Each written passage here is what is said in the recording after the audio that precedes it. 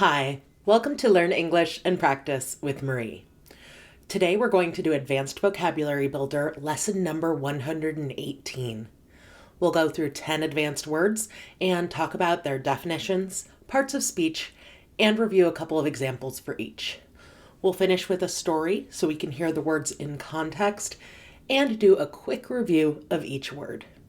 This is a series, so if you like this video, subscribe for more. Let's get started. First, I'll read the words. Poignant, nomadic, convention, oblivious, catalyze, expiate, default or default, untoward, perspicacity, sagacious. First, poignant. This means evoking a keen sense of sadness or regret as an adjective. So something that's poignant is touching and impactful. It has deep meaning, and that meaning is often stirring up really sad emotions. I find the song by the band Perry, If I Die Young, to be incredibly poignant. It really makes me cry every time. So poignant is really getting at that stirring of emotions.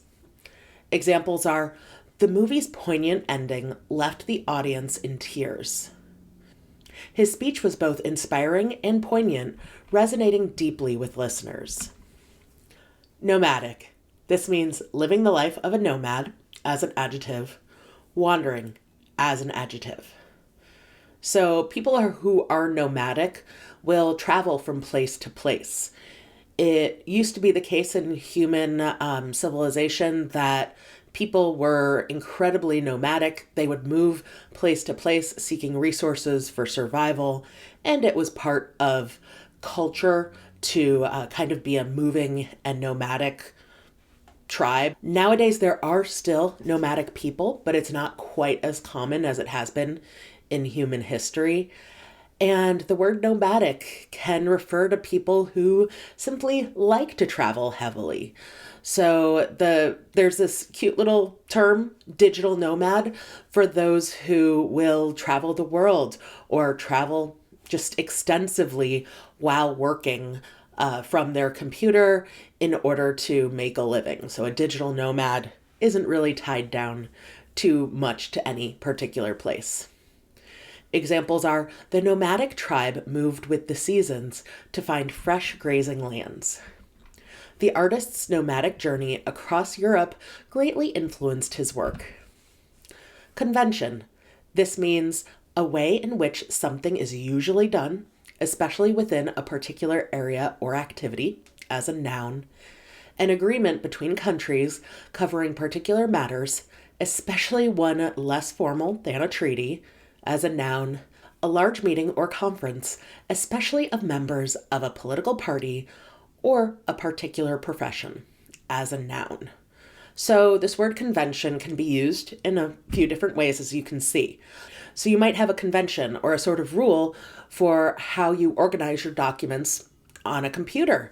So you might save all your documents as the document title, then your last name, your first name, and the date. That would be the convention for how the documents are titled and saved. Examples are, breaking with convention, she proposed a bold and unconventional solution to the problem.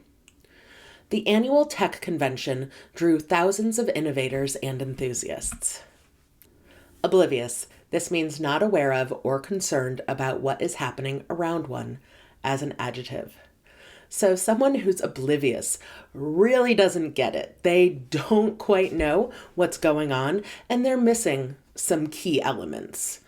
So take someone who is in the library and everyone is sitting quietly and reading books and doing their homework or doing their whatever work they're doing.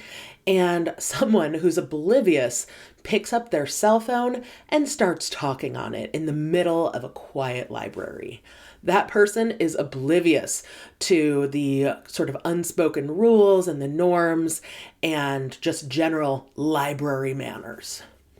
Examples are, she walked through the crowded street completely oblivious to the chaos around her. His oblivious attitude made him miss subtle signs of discontent in his team. Catalyze. This means cause or accelerate a reaction by acting as a catalyst, as a verb. Cause an action or process to begin, as a verb. So I know that I've covered catalyst in this series. Now let's do catalyze. So the word catalyze is really getting at this idea of moving quickly or accelerating. Gas would catalyze a fire into spreading. Similarly, someone shouting on a megaphone could catalyze a crowd into sort of rioting or taking some sort of action. Whatever's catalyzing is what is kind of accelerating what's going on. Examples are the groundbreaking discovery helped catalyze further research in the field. The tragedy served to catalyze a renewed focus on mental health awareness. Expiate. This means atone for guilt or sin. It's a verb. So someone who is trying to expiate something is not just feeling remorse or feeling apologetic or expressing that what they did was wrong, but also they're going one step further and making up for it. In the Catholic Church, where this word is used, you might have someone go to confession and be given penitence to recite a series of prayers in order to make up for their sins and the things that they confessed. That would be a fantastic example of this word. Examples are, he volunteered at the shelter to expiate his feelings of guilt. The ancient ritual was believed to expiate sins and bring spiritual cleansing. Default or default. This means failure to fulfill an obligation, especially to repay a loan or appear in a court of law, as a noun. Fail to fulfill an obligation, especially to repay a loan or appear in a court of law, as a verb. And it can also mean a selection made usually automatically or without active consideration due to lack of a viable alternative, as a noun. And there are also additional computer-related meanings. So often I'll do things by default. I'll put on a t-shirt and a pair of jeans by default if I don't feel like thinking too hard about what I'm going to do. And then also this word has this meaning of defaulting on a loan or failing to meet an obligation. So if someone defaults on a car loan, their car will get repossessed. So that is another key meaning. She missed the payment and went into default on her loan. His default response to conflict was avoidance. Untoward. This means unexpected and inappropriate or inconvenient, as an adjective. So if we describe someone's remarks as untoward, we're saying that they were not appropriate.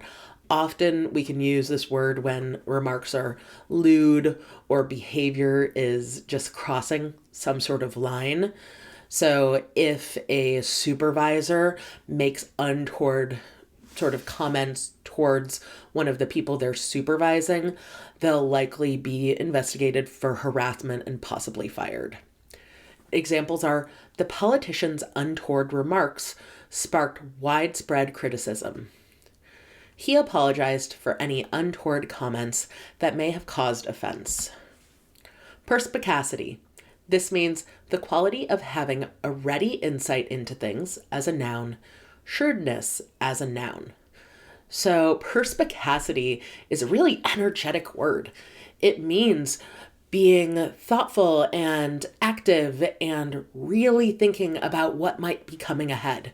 It's thinking about all the what ifs and thinking about kind of how things might go. It's this level of shrewdness and insight that is admirable. Examples are, her perspicacity in analyzing market trends made her a sought-after consultant. The book showcased the author's perspicacity in understanding human behavior. Sagacious. This means having or showing keen mental discernment and good judgment. Shrewdness, as an adjective. So to be sagacious is to be really smart, really wise, and really insightful. You might want to have a mentor who is sagacious. Of course, that's something you'd want. Examples are the sagacious teacher guided her students with wisdom and patience. Her sagacious leadership steered the company through tough times. So let's read a story for some extra practice. The philosopher, Aaron, wandered through barren deserts and bustling cities, living a nomadic life. His heart carried a poignant memory, a heated argument with an old friend that ended in betrayal. He had been too oblivious to the friend's pain, too quick to cling to his own ideas. Now he sought ways to expiate his guilt. One day, Aaron arrived at a grand convention of thinkers and leaders. Aaron, hesitant at first, shared his story. The crowd grew silent as his words began to catalyze a conversation about forgiveness and self-awareness. But not everyone was kind. Some whispered that his actions were untoward, unworthy of redemption. Despite the criticism, Aaron relied on his perspicacity to navigate the discussions. Slowly, he found allies among the wise and sagacious elders who believed in the power of change. By the end of the convention, Aaron had not only found forgiveness, but had inspired others to confront their own regrets. Redemption, he realized, was never the default. It was something you worked towards step by step. So let's review these words quickly, and I'll spell as we go. Poignant, Poignant, is evoking a sense of sadness or regret. Nomadic, Nomadic, is wandering or living the life of a nomad. Convention, Convention,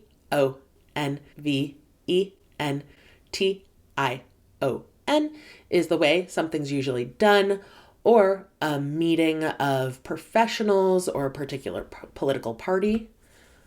Oblivious, Oblivious,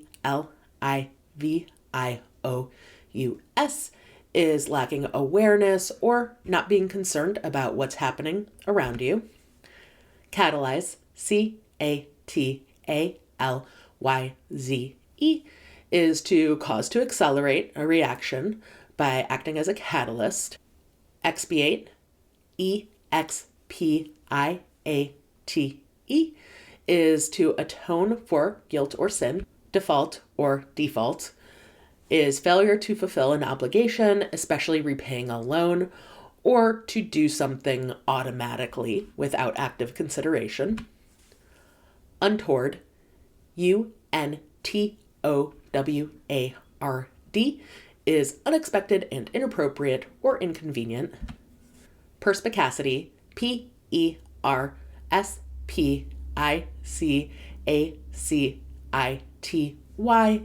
is having a ready insight into things or shrewdness. Sagacious, Sagacious,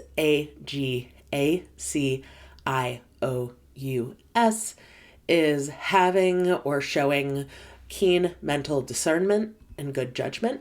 So again, those words are poignant, nomadic, convention, oblivious, catalyze, expiate, default or default, untoward, perspicacity, sagacious. Great job today. There are other videos like this on this channel, and more are coming soon. I'll put playlists and videos right here. Thanks so much for watching, and I'll see you in the next video. Bye.